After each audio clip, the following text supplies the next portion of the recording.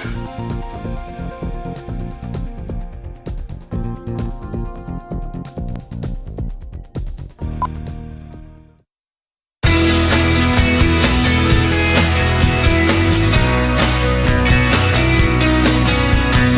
Sax from New York City. Five-time All-Star participant, Steve Sax.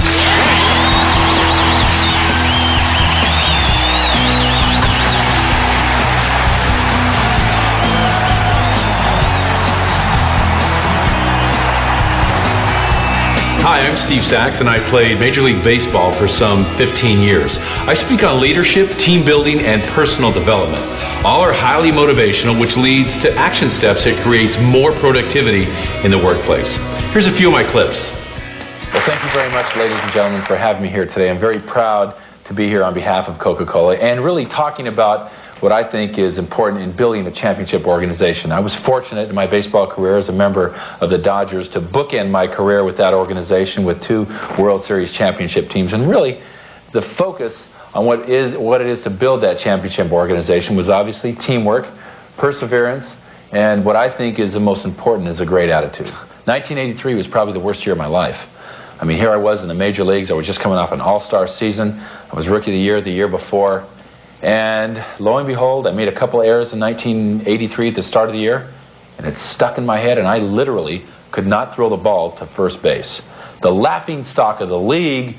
I knew that everybody's focus was on me throwing the ball, and it got worse and worse. Now, they say if you work hard that things get better. It wasn't the case for me. The more I worked, it seemed to not get any better. As a matter of fact, the problem only snowballed and got worse. So what did I do? Well, I could do one of 2 things. I could give up, which sometimes I felt like doing. I can remember in San Diego after a game of throwing the ball way up into Section J somewhere, trying to throw it to first base. I went in the locker room, threw my glove in my locker. I was in tears, and I thought, you know what, this is probably going to be the end of my career. Tommy Lasorda used to take me out there at 3 o'clock in the afternoon and blindfold me with a sanitary sock and say, okay, throw the ball to first base. And I'd do it time after time. I'd hit the first baseman in the chest, blindfolded, you know, with no problem. And then I started getting my confidence back again, and then pretty soon, after months of going through this problem was gone. My mother, I took to the All-Star game with me that year, and she told me, you know what, someday you're going to be glad that you went through this throwing problem. It's going to make you a better person, and it also made me a better player. More now on baseball's growing problem. What's it going to take for this sport to change? Joining me from the nation's capital is Mike Wise, sports columnist with the Washington Post, and from Sacramento, California, former Major League Baseball star Steve Sax. Good morning to both of you. Thanks for being here. Good morning, Alex. Steve, I'm going to begin with you. When you played in the 80s and 90s, steroid use was not nearly as common as it is now. What do you think has changed? What makes these guys want to get juiced? Well, I just think that there's all this going around about the money that's being made out there. Players feel that there's probably more pressure on them to go out and perform because of everything that's at stake. But it really is a tragedy because when I was playing, I never even saw anybody do anything with steroids. And I think there was just maybe a smattering of players that were doing it then, but it certainly has escalated now. As the pennant race heats up, postseason looms, how intense does this get for the players? Well, it does get very intense. However, I think as it is for most players, after the first or second inning is over, it's just like a normal game. Really, all the intensity and the build-up is probably before the games and maybe in the first or second inning. After that, it's just like a regular game, and players get into their normal nuances and the way they go about their business, and then it's all just regular speed. It's just a job, right? Yeah, well, it's a lot more fun than that. Yeah. But after the first or second inning, it's just like a regular game. Steve, when you're at bat and it's a really crucial one, what goes through your mind? Don't mess up.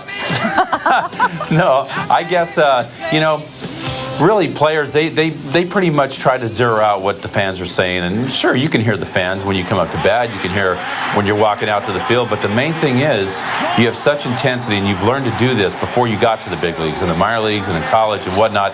You learn to pretty much zero the fans out and just take care of what you have to on the field. Right. Most people are pulling for us, I would say. Most people are good-natured and good-hearted, and I think they really want the best for us. But every once in a while, we're going to have detractors. There's no question about it. I'm sure it's the same in Posey Medical Company. You're going to have detractors. Sometimes people aren't going to think the best of you, or sometimes people may want to raid on your parade. Well, I kind of thought that happened to me too. I had a high school coach that was a junior varsity coach that came up to me, and maybe he was all good intention, but he came up to me the day I got drafted, and he put his arm around me and he said, "Steve, I got to tell you, what I think you should do is not sign with the Dodgers. Frankly, you're not good enough. I think you should probably take that scholarship to Arizona." And how can you really fault that? Because what's going to happen in 3 or 4 years when you finish your scholarship, you're going to wind up back here and driving a truck, probably like your dad, if you sign professional. So I would give you this advice and not do it. And then 3 years, it was 2 months after he told me that, I was wearing a Dodger uniform playing in the World Series at Yankee Stadium.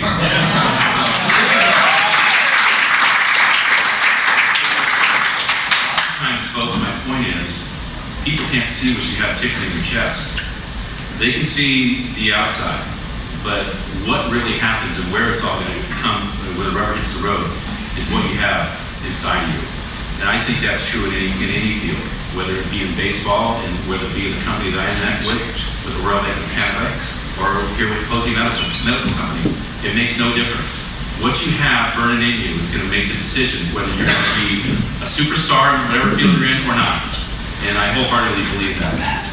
So, about 3 years after my father passed away, I was having a conversation with my mother about the conversation I had with my father and how he had that throwing problem and what it did for me, basically saved my career. And my mom looked at me and she told me, she said, "Your father never had a throwing problem."